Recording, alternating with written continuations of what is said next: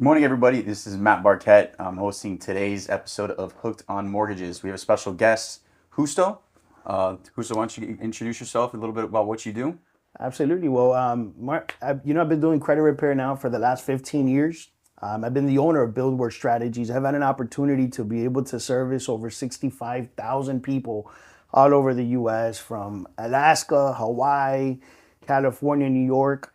We're literally not bound by any kind of state. So nevertheless, we've been able to help a lot of people basically just fix their credit. It's one of those essential things, and I obviously love the fact that we're here because I would say 80% of my clients or the people that come to us really is just to fix their credit because they want to purchase a home.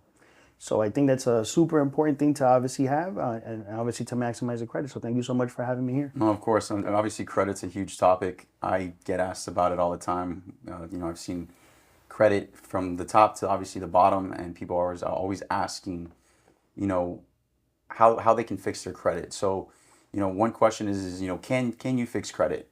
Absolutely, man. So, every time I always go ahead and I love to give people a free credit evaluation. That's really the first essential thing. As part of the evaluation that we go through, we're gonna explore different, tiers of what actually builds credit, different opportunities, and part of the evaluation really is just to identify the opportunities of the negative accounts that the customer has. The reason why you can fix credit is because there's a rule, right? The rule is called the Fair Credit Reporting Act. And the rule states that everything in your credit has to be verifiable, accurate, and complete. If it is not, it has to be deleted or corrected. So the same rule states that if it happens, it has to report. But it also says that if you find a discrepancy, you find a time restraint, statute of limitation, a variety of different violations, then you also have that right as a consumer to be able to remove those accounts, like a collection, correct a late payment. There's been certain instances that I've been able to even find discrepancies of just looking at the credit report. You'll be able to go ahead and identify, and those discrepancies is what causes for us to be able to initiate a dispute, and that's what causes the information to be deleted. And in turn, the scores go up. Awesome. And just kind of going into the repair stuff, probably the second question that people would always ask is how long is it going to take? And I'm sure it is a case by case situation. Yeah. But I guess in your professional opinion, why don't you give examples of what maybe takes the shortest amount of time and probably what's the takes the longest and can be the most difficult? So I always tell people, through so many varieties of cases, the only identifier that I always identify that actually gives us, at least the time length that it could take for something to be deleted. If you go through the traditional disputing process, is time. Through time, things happen. Systems get integrated, companies merge, information gets lost. It goes back to what the rule says. You got to find a discrepancy.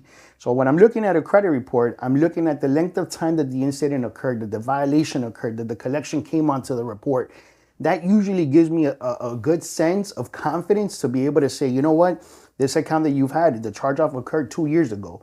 There's a higher success probability of me finding a discrepancy with regards to that charge-off account versus another account that maybe the account just got charged off 6 months ago, because you have to go through that order, right? So that's one thing that when we're looking at how long is it going to take, that's one identifier. But one of the cool things that have happened, especially after COVID, and this is something that we're doing a little bit more frequent, is that the algorithm has changed. I think we've known each other for a long time, and there was a video that I made back in 2014 in my channel. It was called Never Ever Pay Collections. There's a reason why I made that video. You got to watch the whole video. You went viral, so it went viral, yeah. And I did another video in 2022 why you should pay the collections. So for those customers that I see, and it's like, Justo, how much time do we have? Well, that's why we have to give the free credit evaluation, because if I look at the report, let's say as an example, right now there's a lot of upside paying off collections. So one of the things that we do for our customers, we negotiate these accounts. And in turn, we're not only getting the account paid off, but we're getting it deleted right away. So if you're asking me how long is something going to take, well, it depends on what the customer has. And now another thing too, there was not a lot of upside when it came to charge-off accounts. Now there is. So even though so we have two things, right? We have the collections. The collections are third parties. And usually right now, if you have something like, let's say, portfolio recovery, enhanced recovery, Midland Credit Management, those are major collection companies. Those are the ones that we're able to go ahead and negotiate, settle a payment for deletion, get the account deleted in 30 business days. That's a fast turnout. If you have a charge-off account, as an example, I think we're having a conversation now of one of my potential clients that I would love to refer over to you. He has a charge-off account from Bank of America. It's a lot of money. It's $58,000. Even though that it's a lot of money and the account's been charged off, there's certain creditors that tend to keep the debt. Like American Express would technically keep their debt. Discover, in this case, Bank of America, they haven't sold it to a collection. So they're basically, if we're able to go ahead and negotiate that, let's say 58, we drop it down to 25,000, right? Now, even though that the account is an original creditor and it won't come off like a collection, but once the account is settled, you'll see an automatic increase on clients' credit scores. And it also helps because guess what? If you're looking to purchase a home, you don't want to have those big debts, or it could hold you back from actually, getting the financing that you need. So it depends. How long could it take? The free credit evaluation is important, but we're able to dissect everything and give you specifics as to what you could expect. Okay, you talked a decent amount about charge-offs and collections. One thing that I see relatively often are disputes. So I mean, when's a good time to do a dispute? And I guess what are there any benefits and any cons to doing disputes on reports? Absolutely not. And that's why the rule was set up, right? Because we have to make sure that everything on your credit report is verifiable, accurate, and complete. If you see something, and this is something that when I go ahead and start the process, my first dispute, I do what's called the synthetic ID, rectification of personal information. 1 out of 5 Americans in the United States, they have a discrepancy that was not caused by them. So this is why the rule was created, for the purposes of ensuring that everything is verifiable, accurate, and complete. So in this particular case, if you want to go ahead and dispute inquiries, it happens a lot. People go to dealerships. A lot of my customers that come from the dealership, like, Justo, they ran my credit 7 times. I didn't authorize that. Well, your score could have dropped 3 to 8 points per inquiry. Well, it would be in your best interest for you to challenge that. Why? Because now you're going to drop your scores. The same thing happens if possibly, maybe you had a credit card that are reduced on a limit or whatnot, and maybe those scores that you dropped, other ways that you could go ahead and challenge something to be able to increase your scores. So it's pretty much at will. I encourage people to review the report, have a credit monitoring platform. Very, very important. A lot of people, they tend not to monitor their credit, and we tend to, as humans, I feel like, once things go down, it's like, don't wanna look at it. Now we look at it, it's like, what's going on in the report? It's like, but it's important. That's why the scores dropped. The customer right now just texting me, there's 40, 70 points. He's so concerned. He's right on it. Now I'm gonna have to go ahead and review that, see what's happened, and we have to act quick on the dispute. Okay, and then again, you were talking about, obviously, a few minutes ago, in regards to deleted accounts.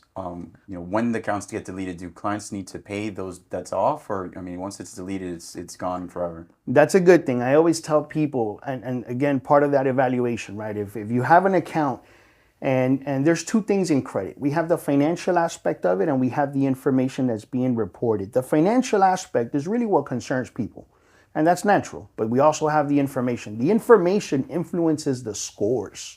So if I right now go ahead and I dispute an account, let's say as an example, maybe you don't have the means to be able to negotiate a $25,000, even if we could pay 12, even if we pay 10 or 7 or whatever the amount, but you just don't have that.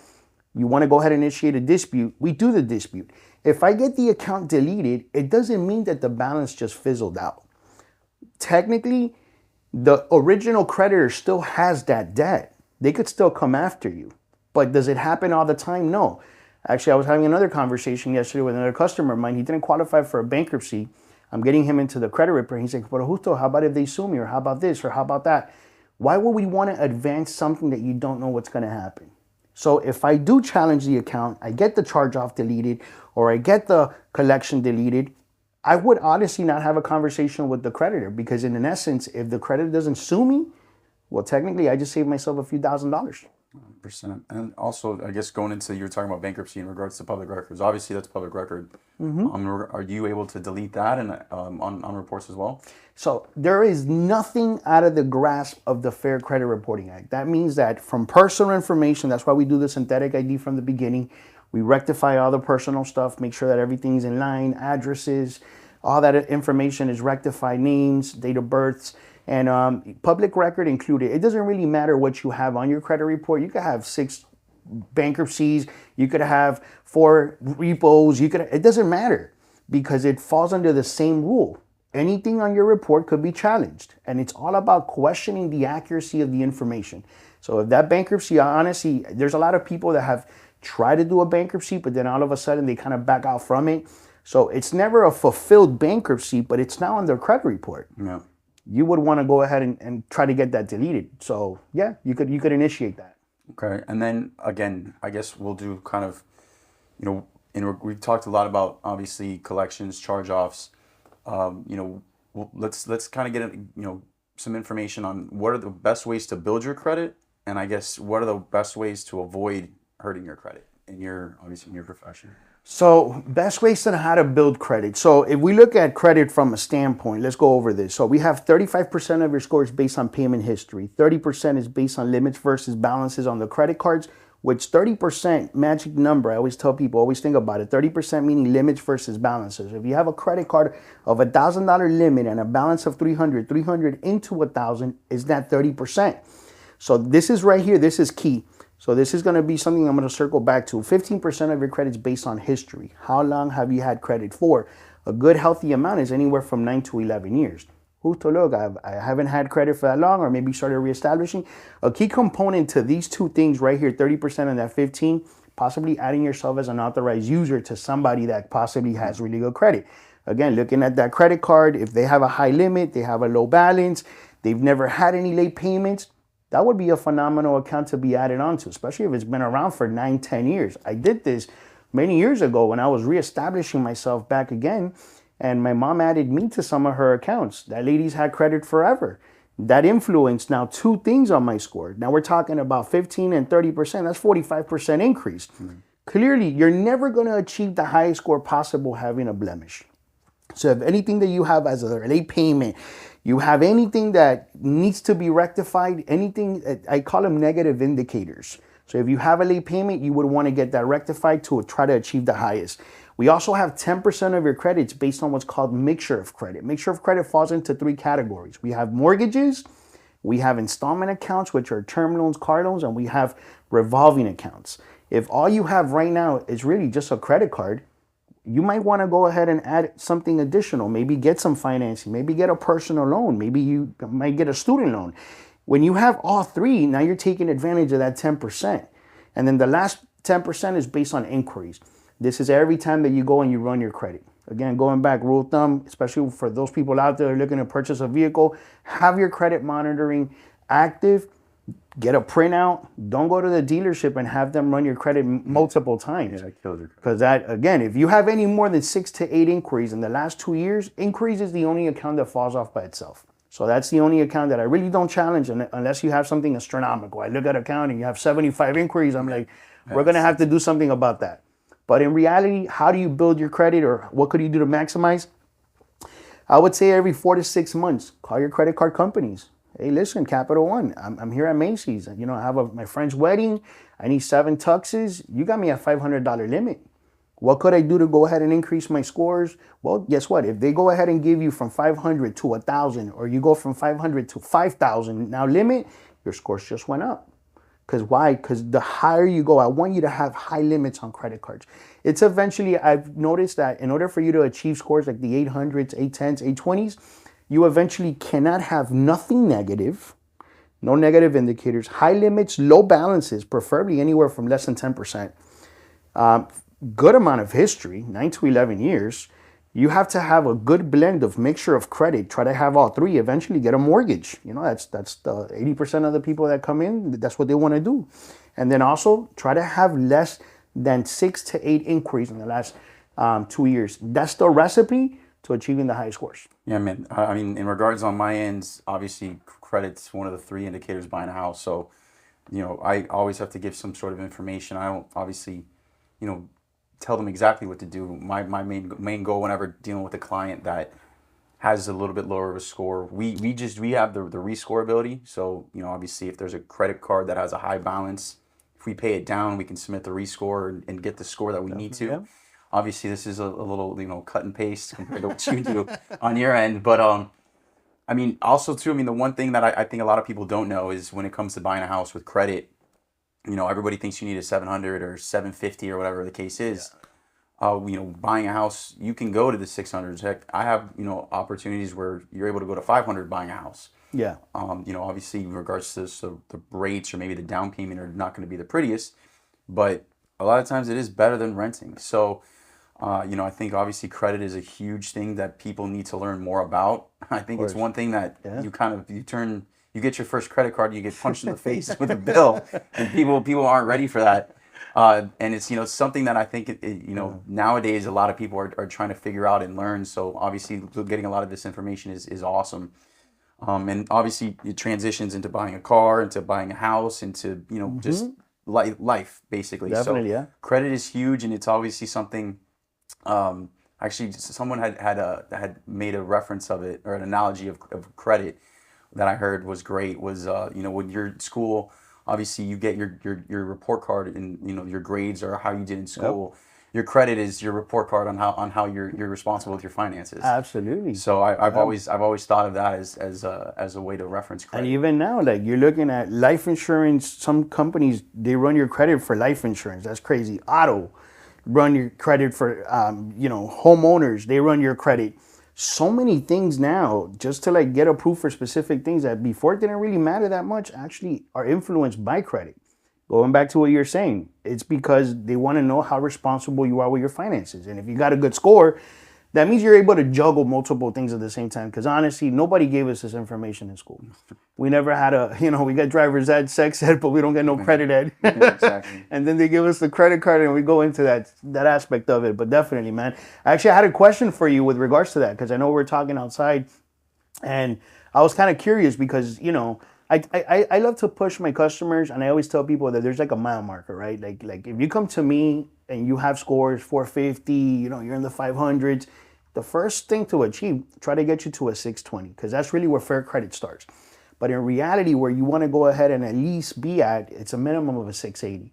So right now I have a customer, which we were just talking about right now, and he needs to obviously get this house back. And we've done a lot of different things, but he has one charge-off account that's really high. We've done phenomenal negotiating, but he's not in a position to pay it. So his scores are pretty low right now. They're like at the 605, 600s. And when you said that outside, I was like, oh, you can get somebody financing at that score. I'm kind of curious, like, obviously, what are the terms or what does he need? How much income, things like that. So I mean, it's just honestly on our end, we just take a look at income, credit, and obviously assets to close. Our main focus is our guidelines, our numbers, and what our AUS findings come back to. So when we submit the file to Fannie Mae or Freddie Mac or FHA for our findings, it tells us exactly like, hey, this is good. It needs, we need to show this, and this. So for instance, for your client that's at a 600, I mean, I can't tell you, hey, they need, X amount of money, because you can be someone who's making $100,000 and have no debt, and you can be the same person that's making $100,000 and have, $5,000 a month in debt, and you're going to qualify for something different. But so, I mean, essentially with that one, it's always just like I always say when people are looking to get pre-qualified or interested to buy a house, and it's a mantra that I always say, when you go to get pre-qualified or when you're trying to buy a house, you're not never able to purchase a home. You may not be qualified for right now. It might take 3 months, it might take 6 months, it might take a month just to pay off a couple debts. But I mean, in regards to just how debt is looked at, we do have to take a look at how much is being reported. And we may have to take that into account. But again, it's better to be able to have the answer rather than assume that you can't buy the house when in all reality, maybe you could have. So that would be my suggestion. I can't tell you yes or no. Just like you're in regards to the time frame with you on how to take things off. It's all for me as long as the numbers make sense and my system approves it, then we're good to go. I always tell people, at least in the credit repair world or industry, it's all about preparation. So it's the same aspect when it comes to the home buying. In this particular case, this person didn't come from a mortgage broker or anything like that. He was referred by somebody else. So you're talking about time, and I actually like that a lot. When would be a good time for you to actually review a file? I've worked with people in the past, and everybody, they just want the customer when the customer is ready. But how do we know he's ready? Obviously now you're talking about that, you're talking about income, you're talking about credit scores. So for me, I love, because credit repair is going to take months. It could take months. It could be fast, but Not in all, most cases won't, depending on the situation. So, when would be a good time if a customer reaches a certain score to come talk to you, or how would we know that? I Right? mean, I would just say, if you're thinking about buying a house, it makes sense. Again, it doesn't cost you anything to get pre-qualified. And again, we can, prepare you, whether you want to pull credit or you kind of give us an idea of what your credit is. I would take a look at your income, take a look at your file. I could tell you at the moment, in regards to where interest rates are right now, what monthly payment they qualify for, and then they can decide, hey, I want to move forward now, or hey, what do I, maybe if I bump up my credit, would it benefit me to bump up my credit? How would it benefit me? So that would be my suggestion. Is obviously you're saying knowledge is power. Yeah. If you know what you need to do, if I tell you, hey, you can buy a house right now and it's going to cost you X, and you're ready to go, we can move forward. And I don't know how many times I've ran into that situation where people tell me, I don't think I can qualify, but I just want to see where I'm at. And I come back, hey, you qualify for a $500,000-$600,000 purchase, nice. And they're in shock. So that'd be my only thing is again, a lot of times people run into some issues, and I think people are afraid to hear no, or they're not ready. Yeah. So I mean, instead of hearing that no, it's better to find out, hey, not right now, but it's going to take you a little bit of work, but we can get you in 3 months, 2 months down the road. And what would you say, I guess, in this particular case, him saying, and I'm obviously going to put him in contact with you, what's the lowest score that we're looking at? A 500, 550? So yeah, I do have banks that I can go to 500. Again, it is case by case, and it is depending upon some of the derogatories that are on the credit. For FHA, it is an FHA style loan, but for regular kind of majority banks that we deal with, I can go to 580. Is the minimum score. Conventional is give or take. They say you can go to 600, but a lot of the times my findings don't give me the approval just because of the score. So I mean, I always give the numbers. I always try to stay above 600. Once you go below 600, it's kind of at the discretion of the AUS findings. But again, we can go to 500 scores, and it's going to require more down payment. Interest rates are going to be a little bit higher. There's going to be a few more restrictions than the normal FHA or conventional guidelines. But again, it is something that can be done, especially if people are in a dire need, or they have an opportunity that presents. But ideally, what would be a good score? I always say people to 680. I mean, I'd say 680, 700. I think 700 is kind of a magic number, especially conventional wise with mortgage insurance. But I mean, 700 is kind of a flat. It is top tier, one of the top tier credits. Yeah. But I mean, 680 is nothing to be ashamed of either. So usually people that are at 640, 660, majority of those times, those are people that just might have a couple high balance credit cards that they could pay off, and within 30 to 60 days, they're up at 680, 700 anyway. So that's kind of always the advice that I give people. So I mean, whether it's they're ready, they want to purchase in 3 months. I tell them, hey, you should probably look to start paying this off, and we'll rescore once you get under contract, or whatever their case is. But that's 680, 700 is definitely where I always suggest. I always run into a situation, and you correct me if I'm wrong, but I've always kind of thought about this. When it comes to people, like let's say and again, preparation, right? If they go ahead and sit down with you, and if you analyze or you review the report, are you running credit with like a lender where they might see something now and they might need credit repair, but even though the lender saw the account or the collection, but then later it got deleted, do they still want you to pay that off? Or how do you go about your first initial consultation? Are you running credit, or are you just looking at the credit monitoring, or how do you go about that? I mean, for me to give a pre-approval letter, I do prefer to run credit. I don't know how many times I've heard people tell me that they have 700 scores and I pull credit and we're at a 580. So I've dealt with that one before. So I don't care to do that unless I know specifically the client particularly. But I will always issue a pre-approval letter with credit. Now, when it comes to deleting accounts or things like that, even if an underwriter saw it, because we can do the rescores and things like that during the transaction. Once that new credit report is updated, the underwriter will go off of that credit report. So even if maybe it doesn't matter what they've had. Yeah, if they had a 580, but I got an approval, and let's say we got them to a 640 because we deleted a couple of the collections, and then there was a balance on those collections, and I was using them against their debt to income with that new credit score. That those those accounts are deleted, it comes off of their DTI. I don't care of what was seen previously. It's off that new credit report. Nice. All right. So I've always kind of been a little concerned. I've always wanted to kind of ask that question. I'm like, if they've already seen it, do we still have to pay? Income stuff, deposits, bank statements. If they see it, they want to know what the heck happened. But credit, if I've got a new credit report, it's off that new credit report. And like, let's say as an example, if you do have like this particular case, this guy right here, he's been with me for a few months. He's a phenomenal person, client. We've become real good friends. So I really want to help him out as much as possible.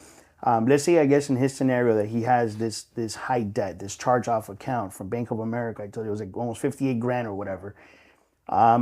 Would he have to obviously pay that before he goes to closing, or I guess, I don't know. No, so basically we would have to, there is a percentage that we'd have to hit him with on the total charge-off. On collections, if it's a charge-off, it depends on the type of program and honestly what our AUS findings come back at.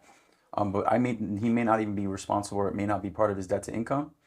But, again, it's just whatever my AUS findings come back at, and he does not need to pay it off at closing prior to being able to purchase the home. As long as his numbers make sense, he's able to move forward. I have a lot of scenarios, different types of customers. Obviously, I want to run that by you, and you let me know. All right, definitely. I think that's it. There's so many other questions until the next one. We'll wrap it up. Just before we go, I always ask people. I always ask that everybody on here. Obviously, we're in Miami, Florida. Favorite, afternoon, snack, whether it's a pastelito of croqueta or an empanada. Which one are you going with? I guess I'll go with the empanada. Okay. Empanada de carne. We're mixed. Empanada de carne. All right, we're going to wrap up. Thank you guys for watching. My name is Matt Barkett and Justo. Justo with Builder Strategies. All right, have a good one. You too.